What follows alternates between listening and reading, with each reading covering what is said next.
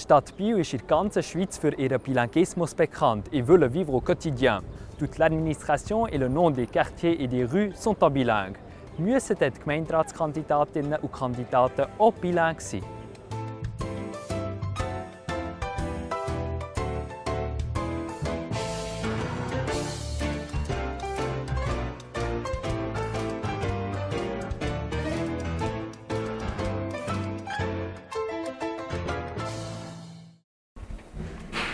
Des 21 candidates et candidats, environ un tiers préfèrent parler dans sa langue maternelle et lors d'interviews ne veut pas répondre dans l'autre langue.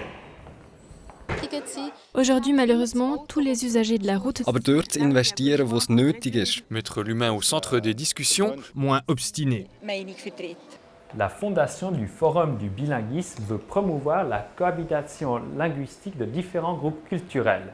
Je suis ici avec la directrice du Forum, Virginie Borel. Dans quelle mesure une conseillère municipale ou un conseiller municipal doit-il ou elle parler les deux langues?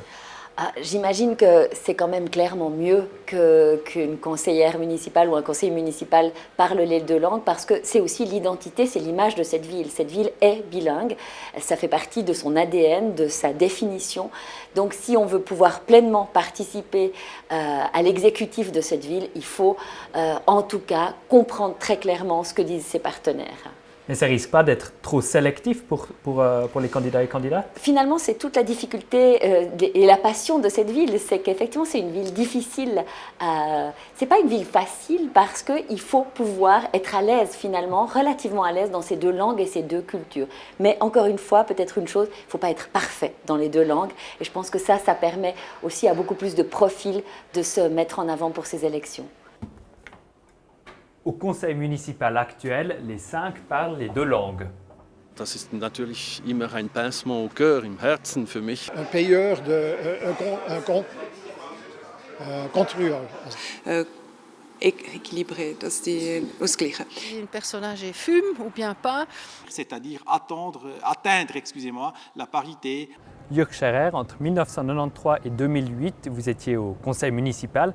Quelle est l'importance de parler les deux langues au conseil municipal? Ce n'est pas très important qu'on peut parler les deux langues, mais c'est absolument évident qu'on comprenne l'autre langue. Soit un Suisse allemand doit comprendre ce qu'un roman dit et à l'envers.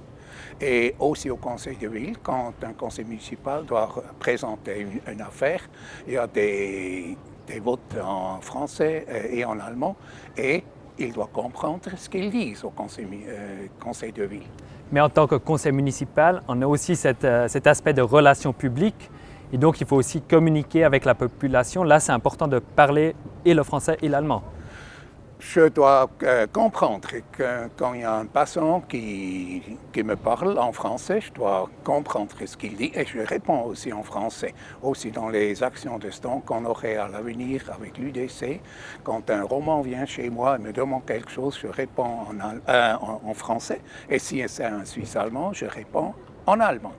Alors, en résumé, on peut dire qu'il ne faut pas être à 100% bilingue, mais bien sûr, il faut pouvoir comprendre le vis-à-vis au municipal et aussi pouvoir mener une discussion dans l'autre langue.